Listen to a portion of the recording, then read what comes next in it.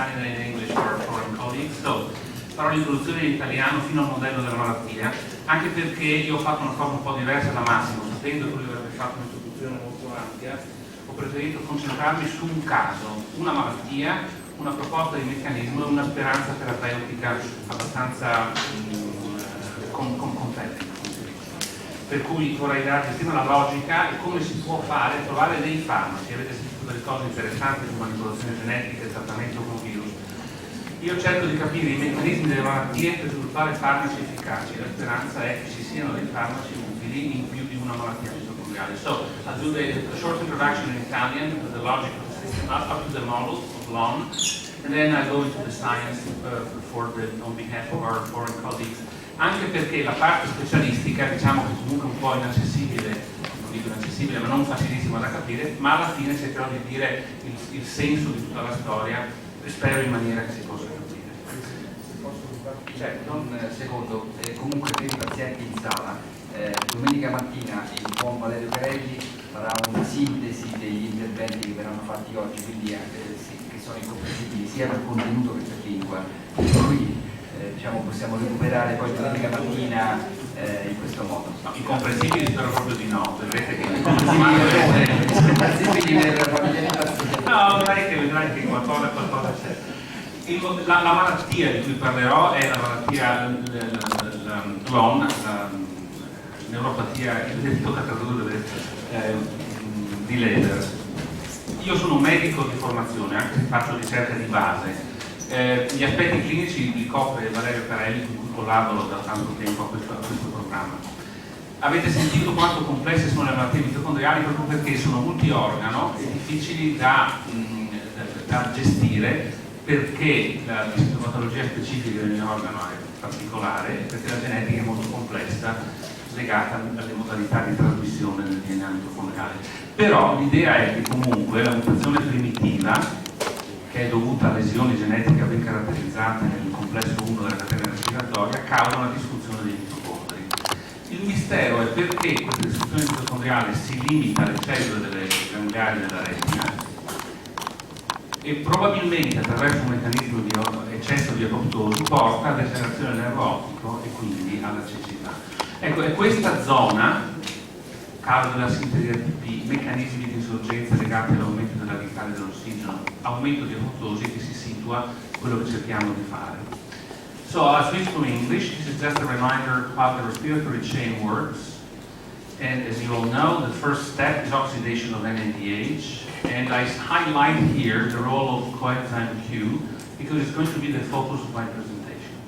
CoQ10 is a very hydrophobic electron acceptor donor, and therefore it's very hard to use Q10 as such because it's very hydrophobic and hard to get to the right membrane. The transfer of electrons is essential to create the proton gradient, then is harnessed by the ATP synthase to make the ATP. Now, what's wrong in these patients is that complex 1 does not work at all, or it works less. Therefore, electrons don't get to coenzyme Q. So in principle, this disease is easy, amenable to therapy, and in fact, Santera, a nice paper published a few years ago, proposed to use short-chain quinones to be used to bypass the defect in complex 1. This is the basic idea. L'idea è semplicissima, usare un accettore artificiale di elettroni che bypassa il difetto del complesso 1 che hanno questi pazienti. As simple as that. Now the problem is that you need to reduce the quinone, and you can mimic the disease by use of rotenone, which is an inhibitor of complex 1. Modelli di malattia possono usare questa tossina che blocca il complesso 1. So the idea is, can this strategy be applied to patients? And before doing this to patients, of course, you need to do this in animal models of disease. So what do you need to use is short-chain quinones, and the ideal candidate is idebenone. You heard about this, I think there's a trial. I'm not going to talk about the clinical aspects, but they will come up, I'm sure, in the meeting. Idebenone can accept and donate electrons. It has the right midpoint potential. But let's never forget that what you call an antioxidant is a pro-oxidant, depending on the redox couple you were discussing.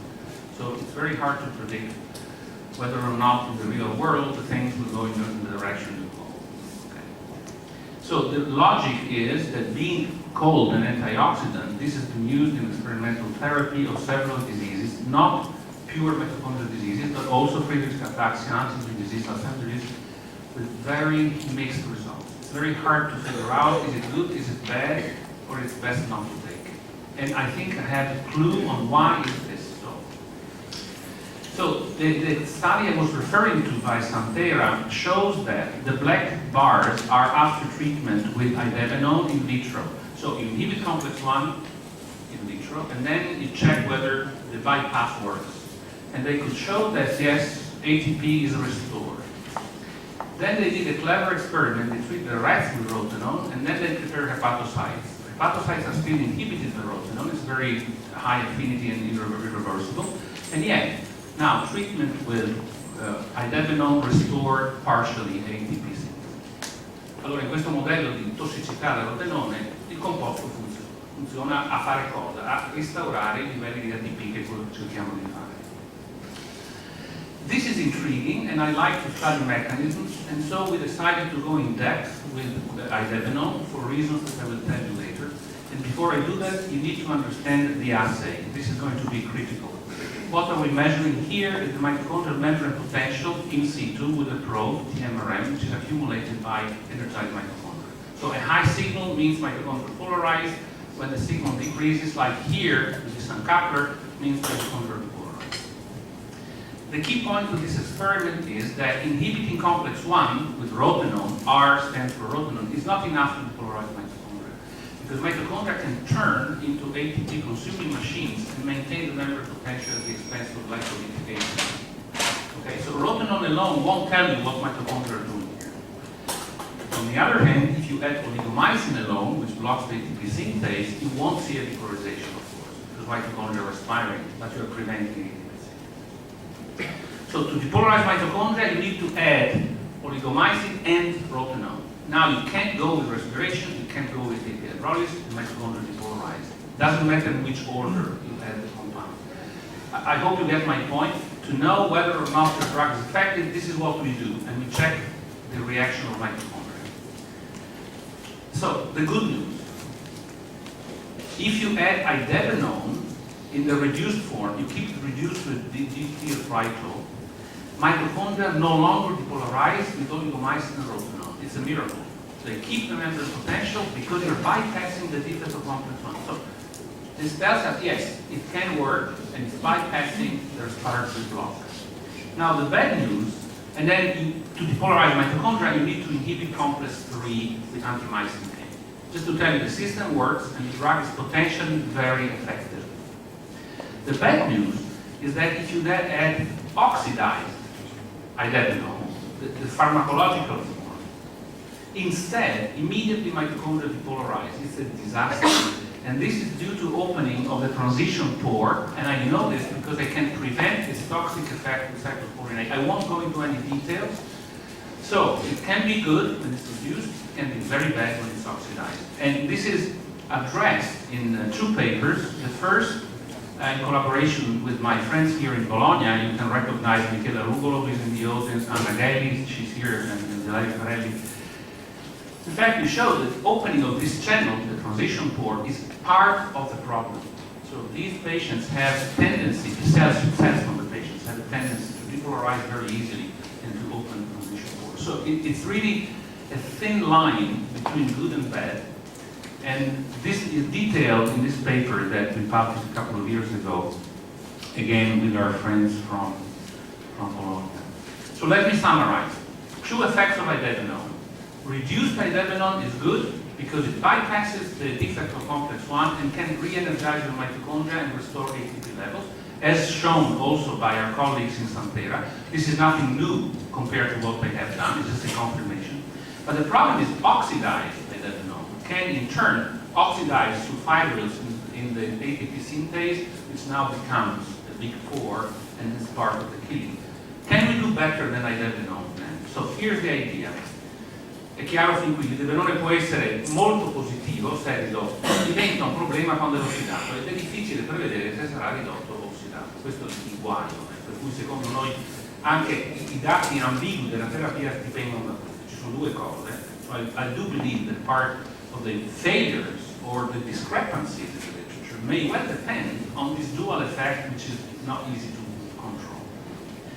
Then we notice something very interesting. This is the pharmacodynamics of idebenone in patients. Data published, I believe it's still Santera. And what is remarkable is that within 1 hour, idebenone disappears. It's the little thing here, this is idebenone levels. And what you find in the patient are metabolites. What metabolites? It's chopped at 2 methyl groups at a time in shorter forms. And these have not been investigated in detail. But the idea is, look, I can give idebenone, it's transformed into something else. What is effective here? Which one of these compounds? Is it possible that one of these compounds is the effective species, and that perhaps this is the one that should be given to the patient? Quindi l'edebenone nei pazienti sparisce nel giro di 2 ore. Si formano dei derivati. Abbiamo studiato questi derivati, as simple as that. So we studied these, and I'm lucky enough to be a friend of Maurizio Prato in Trieste, a great organic chemist, and he provides us with milligram amounts of each of the derivatives. So the first point, I will go quickly. I can guarantee that these do not induce the transition 4, even when they're oxidized. La buona notizia è che questi tossici non sembrano essere, at least not on mitochondria. I'll skip this, but it's just... Now, you've seen this experiment. You add a reductant, rotenone, oligomycin, mitochondria depolarize. Now we are adding one of those metabolites, and again, look at the difference. Here, rotenone plus oligomycin kills the membrane potential. Here, you have perfect bypass. You cannot depolarize mitochondria even after treatment with rotenone and oligomycin. So this derivative, which is formed in situ, is as good idebenone, and it's never as bad idebenone. So I think it's a major improvement, and we can restore respiration. This is what you really need to show. So this is the pattern of a cell line, which I got from Michela actually, and it's a thyroid carcinoma, which has a defect, deep defect in complex 1, only some activity. So they are respiring. This is just, as I'm doing now, breathing of mitochondria. You add oligomycin, you can suppress the fraction of respiration that depends on oxidative phosphorylation, not much. And as you see, you cannot stimulate them to go much further with FCCP. But all of the respiration, residual respiration, is inhibited by rotenone. So now we add our magic compound, and first of all, they use more oxygen to make ATP, the distance from here to there. Their maximal respiration is much better, but the remarkable thing is that fractional respiration is inhibited by rotenone because they have some activity, but then they have a high rate of respiration even in the presence of rotenone, and that's inhibited by antimycin A. So it's not just my trick to the membrane potential, this is respiration. This is what you really need to improve the life performance. So very promising. I promised to talk about models, and this is my last set of slides. It's going to be very brief. So questo è tutto in vitro. Abbiamo voluto fare il passo successivo in vivo, e il modello è un pesciolino, lo zebrafish. So it's really a powerful test because we give the toxin, rotenone, to the zebrafish, and they look really sick. When they have a C-shaped form, they're not developing their muscle properly, and they die quickly. This would be idebenone. Not much of an effect. And this is our derivative. This is anecdotal, it's a picture, but we did better than this. We measured performance. Performance is coiling events. You put the little fish in a small vessel, they turn around, and you can take a time lapse with the camera. And just to show you that rotenone freezes them. I mean, they can't move. No energy for movement. And then idebenone and our derivative are not, how can I say, perfect. They have some toxicity, but let's say it's not statistically significant. The key thing is that by adding either, and this particular quinone is most effective, you restore a good fraction of the normal movement. Remember, rotenone kills. The animals die within 40 hours post-fertilization if you treat them with rotenone. So it's a very extreme case. Now we're asking to the drugs to bypass rotenone in vivo. Avete seguito, spero, il problema. Si può trattare il pesciolino con rotenone che blocca il complesso 1, muoiono nel giro di 20 ore. Il problema è se il farmaco riesce a farli sopravvivere e per quanto. È un test terribile perché questi non hanno complesso 1 praticamente, fanno tonnellate di ROS, quindi è un modello molto estremo. Se funziona questo abbiamo più speranze nella malattia spontanea perché dal punto di vista metabolico è meno grave, con rotenone si muore in poche ore, anche un paziente, anche un uomo.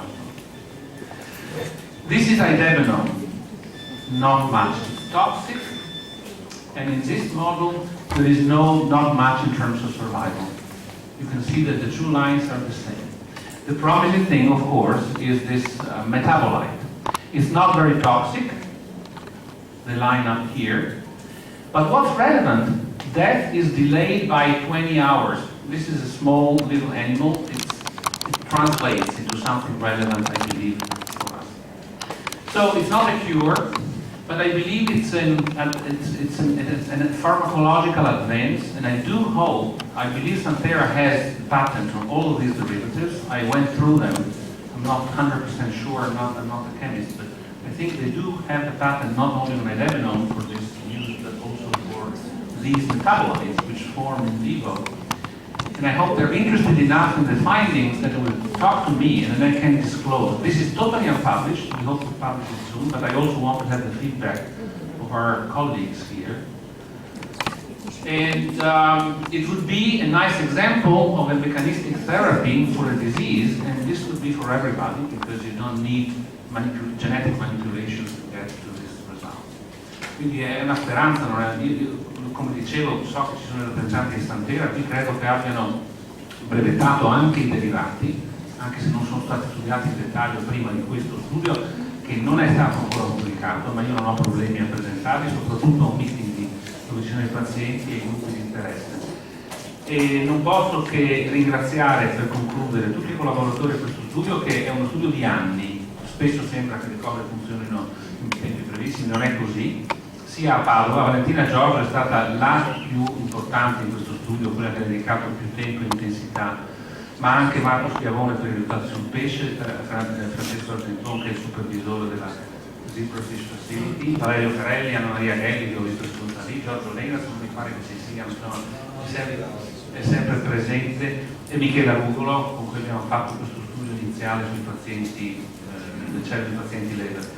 Maurizio Prati, i collaboratori per la sintesi dei composti, è molto importante. Teleton Program Project, l'ho già citato Massimo, sono anch'io parte di quello studio, di quello sforzo.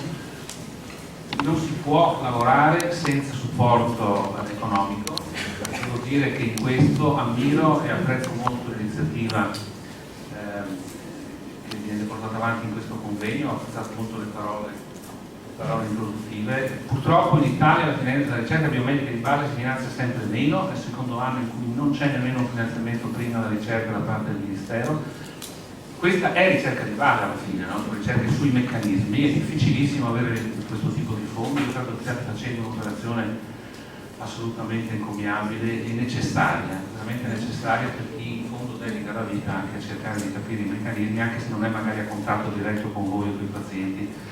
È sempre il nostro pensiero più costante e più urgente. So I think I'll stop here with the acknowledgements. I think it's a word of hope in the end. And we hope to be able to keep going and get funded. Really thanks to Teleton and this initiative. And thank you for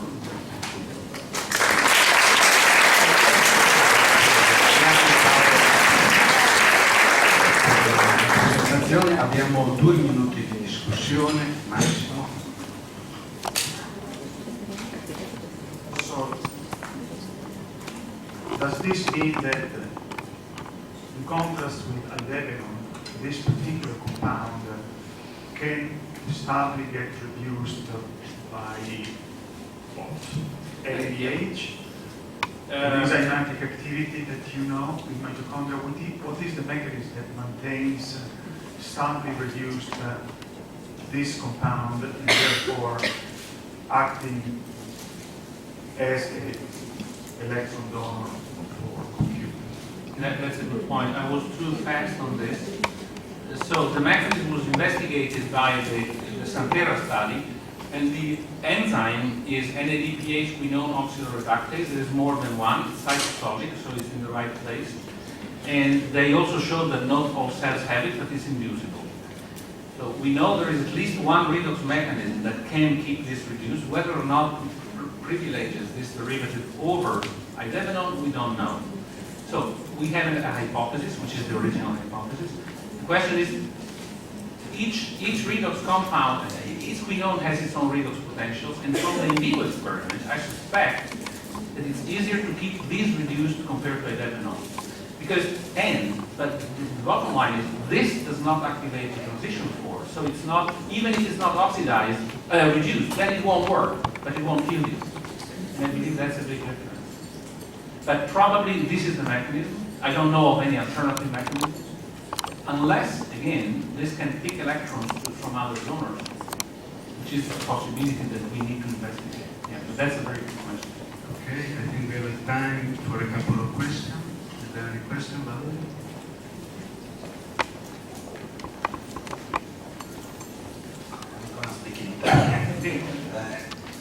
Io quello che volevo fare era una considerazione di natura generale a questo punto, perché abbiamo visto prima l'esempio della rapamicina e adesso il idebenone, cioè abbiamo un gap enorme che va colmato sui mecanismi di base e ci possono essere delle sorprese molto migliori di quanto non sia il starting point, il punto da cui siamo partiti dall'iniziale. E quindi, tornando alla questione dei finanziamenti, penso che le case farmaceutiche sono interessate a sapere se è tossico e se fa bene, ma come funziona spesso è una parte che non curano particolarmente, o la curano più tardi o la fanno curare dagli scienziati e dagli altri. Invece noi dovremmo fare uno sforzo molto importante in questa direzione qua. Questo come commento generale. Penso che queste molecole siano estremamente importanti e interessanti, perché c'è sempre stato il dubbio e la diatriba nel settore se gli antiossidanti sono un'arma a doppio taglio, e lo sono, si vede meno che lo sono. No, assolutamente, ma poi attenzione, antiossidanti, mi dispiace, se redox capo, l'antiossidante ossida qualcosa e riduce qualcos'altro, ma dipende a chi lo metti vicino, no? Quello che chiami antiossidante potrebbe essere un proossidante a seconda della coppia redox in cui sta. In natura si dà potenziali molto elettronegativi a potenziali molto elettropositivi. It's unpredictable, so I think this is a good point. Ma penso che questo vada proprio nella direzione che dici tu, cioè capire il meccanismo, la base razionale della terapia, sapendo quali sono i potenziali meccanismi di tossicità. Qui abbiamo entrambi e alla fine è una cosa di fortuna, perché nessuno poteva prevedere che può essere 10, ma anche gli altri, adesso se Santera è interessata vi dico qual è il migliore, non si poteva prevedere che non avessero l'effetto tossico anche quando sono ossidati. Quella è stata una sorpresa. Quindi vale sempre la pena di studiare. Grazie Paolo. Now we move to the second talk of the section. Dr. Graben, please. Mitocondrial disease transmission.